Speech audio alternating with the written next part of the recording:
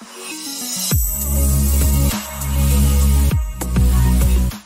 guys, welcome back to another video. Kalau misalnya kalian ngeklik video ini, maka kemungkinan besar kalian adalah anak SMA yang kepo tentang jalur masuk ke perguruan tinggi negeri atau biasanya kita sebut univ negeri, dan ke perguruan tinggi swasta atau yang biasanya kita sebut dengan univ swasta. Nah, sebelum kita masuk ke jalur-jalur buat masuk ke PTN dan juga PTS, kita akan bahas terlebih dahulu apa perbedaan dari kedua univ ini. Nah, jadi kalau misalnya kalian tahu seperti UI, UGM, dan juga ITB itu adalah contoh dari PTN. Dan kalau misalnya kalian tahu universitas seperti BINUS, Atmajaya, lalu Untar, dan juga Trisakti itu adalah contoh dari PTS. Nah, biasanya PTN ini biaya kuliahnya itu lebih murah karena PTN ini dimiliki oleh pemerintah, sedangkan PTS ini dimiliki oleh suatu lembaga atau pihak swasta. Oke guys, yang pertama aku akan bahas mengenai jalur masuk ke PTS atau univ swasta, dimana biasanya itu terdapat dua jalur utama buat masuk ke univ swasta. Nah, univ swasta ini bakal buka pendaftaran itu lebih awal daripada univ negeri. Makanya kalau misalnya kalian udah punya inceran atau target buat masuk ke sebuah univ swasta, kalian itu cepet-cepet cek websitenya supaya kalian bisa tahu kapan mereka itu mulai buka tanggal pendaftaran. Biasanya kalau misalkan kelas 12 semester 1 itu udah ada yang buka pendaftaran. Jadi jangan sampai kalian itu terlalu nyantai mikirnya kayak oh masih semester 1 lah, nanti aja, kayak 12 akhir aja baru mikirin kuliah. Nah, itu salah besar guys, karena dulu aku mikir kayak gitu. Dulu aku tuh kayak terlampau santai gitu, sampai endingnya aku baru nyadar kayak banyak universitas tuh yang udah mulai tutup-tutup pendaftaran. Makanya aku nggak mau itu kejadian sama kalian, dan di sini aku mau edukasi kalian tentang jalur-jalur masuk ke PTN dan juga PTS, bedanya itu apa. Oke guys, nggak usah kelamaan basa-basinya, langsung aja kita masuk ke jalur yang pertama, yaitu jalur tanpa tes tertulis atau biasanya dengan raport, dan biasanya bisa disebut dengan jalur prestasi. Nah, kalau misalnya nilai raport kalian itu bagus, kalian bisa banget ikut jalur yang ini, karena biasanya orang juga pada mikir dong, males tes lagi, mending ngumpulin nilai raport aja. Nah, cuma biasanya nilai KKM atau nilai minimal rata-rata raport kalian itu ada ketentuannya guys dari univnya masing-masing. Biasanya kalau nggak 80 itu 85 seinget aku. Dan biasanya itu yang dinilai itu pelajarannya cuma yang pelajaran penting gitu loh, maksudnya yang olahraga gitu nggak masuk. Jadi biasanya cuma pelajaran utama kayak Inggris, Indo, terus habis itu matematika sama fisika. Yang kalau buat IPA biasanya yang kayak gitu-gituan yang diambil. Nah, itu biasanya harus di atas 80 atau 85 buat bisa masuk ke jalur ini. Nah, jadi bisa dibilang jalur ini tuh mirip kayak SNMPTN. Nah, SNMPTN itu apa? Nanti aku bakal bahas di jalur yang buat ke PTN. Nah, tes tanpa tertulis ini tuh pokoknya lebih simple lah menurut aku, karena dia tuh nggak perlu tes, kalian tinggal beli formulir pendaftaran, terus kalian isi data diri, dan kalian tinggal masukin nilai raport kalian, kirim ke PTS-nya, terus kalian tinggal nunggu deh kayak hasilnya kalian keterima atau enggak. Cuma sayangnya di beberapa universitas dan di beberapa jurusan khusus itu mereka nggak cuma nerima kayak oh nilai rapotnya bagus, tapi biasanya dia yang disertai dengan beberapa tes pendamping gitu. Contohnya seperti tes MMPI atau tes psikologi, dan atau misalnya bisa juga disertai dengan tes wawancara atau tes keterampilan tangan. Nah, karena dulu aku kan mau masuk ke FKG, dan dulu itu aku cadangannya milih Trisakti sama Maranatha. Nah, yang di Trisakti itu aku udah masukin nilai raport, dan katanya kalau misalnya khusus FK sama FKG itu harus ada tes MMPI-nya, dimana kita itu harus ngerjain 600 soal, dan sebenarnya simple soalnya, cuma pegel aja guys gitu ngisinya, karena bener-bener sampai tangan itu bener-bener kayak pegel banget lah buat ngerjain 600 soal itu. Dan kalau misalnya yang di Maranatha itu aku disuruh, abis aku apply nilai raport masih disuruh tes keterampilan tangan khusus yang FKG. Ya jadi gitu deh, beberapa ada jurusan yang memang butuh tes khusus lagi gitu. Nah, selanjutnya jalur yang kedua itu adalah melalui ujian tulis, dimana kalau misalnya nilai raport kalian mungkin kurang bagus, kalian bisa ikut jalur yang ini. Nah, jadi intinya sih kalian ada tes tertulis gitu buat masuk ke universitas tersebut. Nah, tes atau materi yang diujikan itu adalah materi-materi yang biasanya kalian pelajari di sekolah. Contohnya kalau misalnya anak IPA, ya kayak fisika, terus kimia. Tapi kalau misalnya yang IPS, kayak misal ekonomi, sosiologi, gitu-gitu guys. Biasanya mirip kayak TKA-nya SBMPTN. Nah, cuma kalau misalnya dibanding sama soal SBMPTN, biasanya buat masuk ke swasta itu soalnya jauh lebih gampang guys daripada soal SBMPTN. Nah, overall sih itu aja buat 2 jalur buat masuk ke PTS atau univ swasta. Sebenarnya ada beberapa jalur-jalur khusus, cuma yang paling utama itu adalah jalur 2 itu. Karena waktu itu aku ingat juga di sekolah aku pernah ditawarin sama Atma Jaya, kayak Atma itu mau ngambil satu orang yang nilai paling bagus, kayak buat dikasih beasiswa. Nah, kayak gitu-gitu tuh pasti adalah jalur-jalur khusus seperti itu. Cuma yang paling umum itu adalah 2 jalur yang tadi aku jelaskan guys.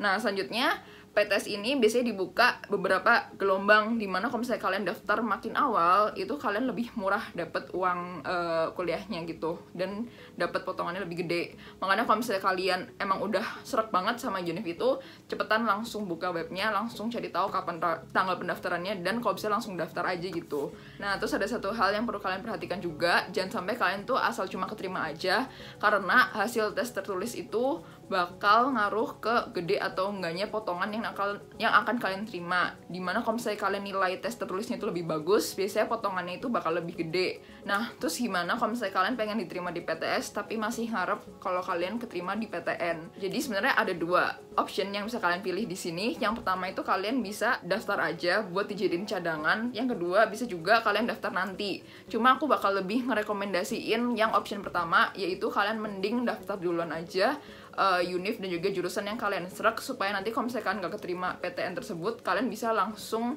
udah punya cadangan gitu di PTS lain. Nah, kenapa sih aku lebih ngerekomendasiin yang mending ada cadangan ini? Karena balik lagi ke poin yang tadi, setiap gelombang itu semakin belakang semakin mahal gitu guys uang kuliahnya.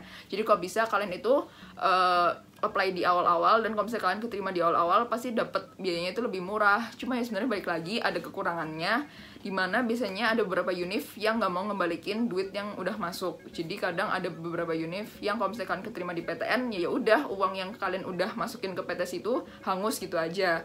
Makanya kalian penting banget buat ngecek persyaratan setiap universitasnya itu, karena beda-beda. Contohnya, dulu kan aku cadangannya itu univ Trisakti, FKG Trisakti.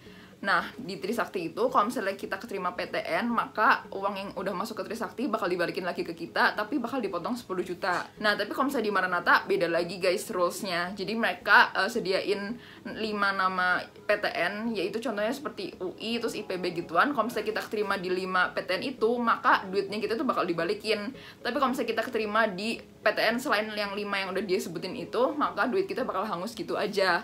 Nah, makanya setiap universitas swasta itu punya persyaratan masing-masing. Kalian perlu banget nanya kalau misalnya nanti kalian keterima PTN itu bakal digimanain gitu uangnya. Nah, makanya dari itu dulu karena Trisakti mau ngebalikin duitnya, makanya aku jadiin FKG Trisakti itu sebagai cadangan gitu. Oke guys, lanjut ke jalur-jalur buat masuk ke perguruan tinggi negeri. Dimana di sini ada 3 jalur yang bakal aku jelasin, dan ini adalah 3 jalur utama yang biasanya buat masuk ke perguruan tinggi negeri. Nah, yang pertama dan yang paling pertama buka itu adalah SNMPTN, atau kepanjangannya adalah Seleksi Nasional Masuk Perguruan Tinggi Negeri. Nah, biasanya bisa juga disebut dengan jalur undangan, karena di sini pendaftarnya gratis guys. Kalian nggak perlu daftar, kalian nggak perlu ngeluarin biaya buat daftar ke SNMPTN ini. Nah, SNMPTN ini tuh sama kayak jalur tanpa ujian yang di PTS. Jadi ini kalian pakai nilai raport dan bener-bener pure, nggak usah ngerjain ujian atau tes tertulis lagi. Nah, biasanya sekolah akan menyaring beberapa anak, jadi nggak semua anak bisa ikut SNMPTN. Setahu aku, cuma 40% siswa terbaik di sekolah yang bisa ikut SNMPTN ini. Jadi literally ada 2 tahap gitu guys buat daftar SNMPTN ini. Apakah yang pertama kalian tuh masuk ke 40% siswa terbaik itu. Nah, kalau misalkan memang masuk ke 40% siswa terbaik, maka kalian bakal adu lagi gitu sama anak se-Indonesia, dimana itu adalah yang seleksi benerannya kalian keterima atau enggak di universitas dan jurusan itu. Dan ada beberapa faktor juga yang menentukan, contohnya seperti nilai raport. Nah, nilai raport ini tuh ada yang bilang katanya kalau misalnya grafik kalian makin tinggi, jadi dari semester 1 ke semester 5, kalau misalnya nilai kalian makin tinggi dan progresnya itu baik, maka itu kemungkinan keterimanya lebih gede. Tapi ada juga yang bilang kalau misalnya sampai nilai kalian fluktuatif gitu, itu juga nggak menutup kemungkinan kalian bisa keterima di PTN tersebut. Nah, selanjutnya ini juga dinilai berdasarkan prestasi kalian. Contohnya kalau misalnya kalian menang-menang lomba, sertifikatnya itu bisa kalian cantumin gitu waktu kalian daftar SNMPTN. Tapi setahu aku, sertifikatnya itu harus yang sertifikat lomba nasional. Jadi nggak bisa yang lomba kecil-kecilan gitu, bener-bener yang harus lomba nasional. Terus selanjutnya yang dilihat itu adalah latar belakang sekolah, seperti akreditasi sekolah kalian, dan juga apakah hubungan atau link sekolah kalian dengan universitas tersebut itu bagus atau enggak. Jadi intinya kalian juga harus lihat alumni-alumni di atas kalian banyak gak sih yang keterima di universitas tersebut gitu. Nah, SNMPTN ini sendiri juga cuma berlaku buat lulusan di tahun tersebut. Jadi yang gap year nggak bisa ikutan yang jalur ini. Dimana kalau misalnya kalian lulusan 2020, maka kalian cuma bisa ikut di SNMPTN 2020 gitu guys. Nah, terus di sini kalian boleh masukin 2 pilihan, dan pilihan itu bebas, nggak banyak persyaratan gitu-gitu, bener-bener bebas kalian mau yang mana. Cuma sayangnya rada susah karena beberapa universitas itu banyak yang nggak mau dijadiin pilihan kedua. Makanya dulu aku juga waktu masukin SNMPTN, aku cuma masukin 1 doang karena aku tahu kayak percuma gitu loh ada pilihan kedua, karena univnya nggak akan mau dijadiin pilihan kedua gitu. Nah, selanjutnya masuk ke jalur yang kedua, yaitu jalur SBMPTN, dimana kepanjangannya itu adalah seleksi bersama masuk ke PTN atau perguruan tinggi negeri. Nah, ini tuh adalah versi ujian tertulis yang tadi aku udah sebutin di yang PTS. Jadi kalau misalnya rapot kalian jelek dan kalian nggak bisa masuk ke yang tahap buat SNMPTN itu, nggak apa-apa, kalian masih punya tahap SBMPTN, dimana di sini semua orang itu bisa ikut, bahkan sampai yang gap year pun bisa ikut juga yang jalur SBM ini. Nah, mulai tahun 2019 itu nama ujiannya itu adalah UTBK atau kepanjangannya adalah ujian tertulis berbasis komputer yang diselenggarakan oleh LTMPT atau kepanjangannya adalah Lembaga Tes Masuk Perguruan Tinggi Negeri. Nah, jadi ini tuh bener-bener baru mulai 2019, karena di 2018 dan sebelum-sebelumnya itu diatur sama setiap universitas. Jadi kadang tahun ini Universitas Indonesia, terus tahun depan Universitas Pajajaran gitu-gitu. Nah, sedangkan mulai tahun 2019 itu bener-bener dipegang oleh satu lembaga, yaitu lembaga LTMPT itu tadi. Nah, terus bener-bener sistemnya juga beda banget lah guys. Nah, untuk sistem UTBK sendiri itu nanti akan aku jelaskan di akhir. Jadi di SBMPTN sendiri ini ada 2 macam tes utama yang bakal kalian laluin. Yang pertama itu adalah tes TPS atau tes potensi skolastik. Terus selanjutnya adalah tes TKA, yaitu tes kompetensi akademik. Nah, untuk pilihan universitas dan juga jurusannya itu maksimal 2. Beda sama yang waktu 2018, yaitu bisa 3. Terus tempat tesnya itu di PTN mana aja terserah kalian, dan nggak harus di PTN yang kalian masukin di pilihan pertama atau pilihan kedua. Nah, terus tesnya juga dibagi menjadi 2 macam sesi. Nah, kalau misalnya yang tahun 2019 itu kalian bisa milih sendiri sesinya, makanya rebutan dan cepet-cepetan milih. Tapi kalau misalnya yang 2020 itu kalian dipilihin sama LTMPT-nya. Nah, selanjutnya untuk biaya pendaftarannya sendiri itu dikenakan biaya sebanyak 200.000. Nah, sistemnya ini beda banget 2019 sama 2020, dan tentunya yang 2021 juga akan lebih banyak kejutan lagi gitu menurut aku. Dimana yang 2019 itu kalian UTBK dulu, terus kalau misalnya kalian dapat nilai, kalian baru masukin pilihan pertama sama pilihan keduanya itu apa. Sedangkan kalau misalnya yang 2020 kebalik gitu, kalian masukin dulu pilihan pertama sama pilihan kedua kalian apa, baru kalian tes. Dan materi yang diujikan aja beda banget gitu guys. Dimana 2019 itu ada yang TPS sama TKA, sedangkan 2020 tuh cuma TPS doang. Nah, terus yang bedain jalur masuk PTN dan juga PTS itu, kalau misalnya PTS tuh bener-bener jalan sendiri gitu. Kayak BINUS buka pendaftaran kapan, terus nanti Atma buka pendaftaran kapan, jadi pokoknya mereka jalan sendiri-sendiri lah. Sedangkan kalau misalnya jalur buat masuk ke PTN itu bener-bener serentak. Makanya kalau misalnya pengumuman hasil SNMPTN itu bener-bener anak semua se-Indonesia yang daftar SNMPTN, ya mereka bukanya barengan di jam yang sama, di hari yang sama. Dan sama juga kayak SBM, kayak pengumuman SBM itu pasti di hari dan jam yang sama, bener-bener serentak gitu. Nah, selanjutnya adalah jalur masuk yang ketiga, yaitu ujian mandiri, dimana nggak semua univ itu ada jalur mandiri ini. Setahu aku yang ada jalur mandirinya itu contohnya seperti UI, nama jalur mandirinya itu adalah SIMAK. Kalau misalnya UNPAD, nama jalur mandirinya itu adalah SMUP atau SMUP.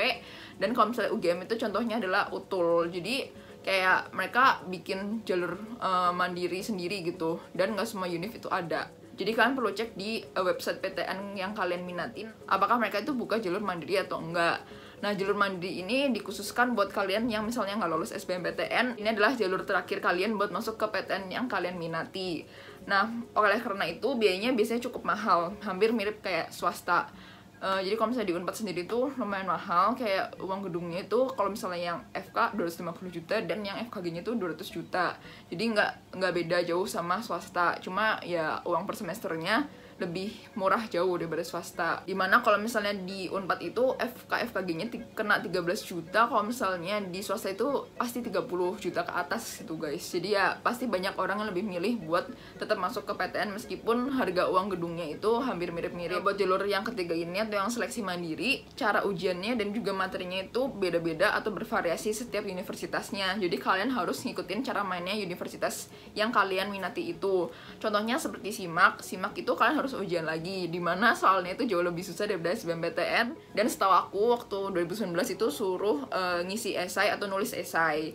Nah, kalau misalnya yang SMUP yang buat ke Unpad itu kalian nggak usah tes lagi, kalian bisa pakai nilai UTBK kalian tapi disertai dengan wawancara dan juga tes MMBI. Nah, jadi pokoknya setiap tes mandiri ini bakal bervariasi banget setiap univnya. Terus biaya pendaftarannya juga jauh lebih mahal, dimana kalau misalnya yang SBM itu kalian dikenakan biaya sekitar 200.000, sedangkan kalau misalnya yang tes mandiri ini bisa sekitar 400 sampai 600.000 guys buat daftarnya. Buat kuota sendiri kalian bisa cek di website universitas yang kalian memang targetin guys. Nah, that's all for today guys. Kalau misalnya kalian ada yang tanyain, kalian boleh banget tulis di kolom komentar. Dan semoga aja setelah kalian nonton video ini, kalian jadi lebih tahu tentang jalur-jalur masuk ke PTN dan juga PTS. So, thank you for watching. Stay safe and stay healthy. Bye guys!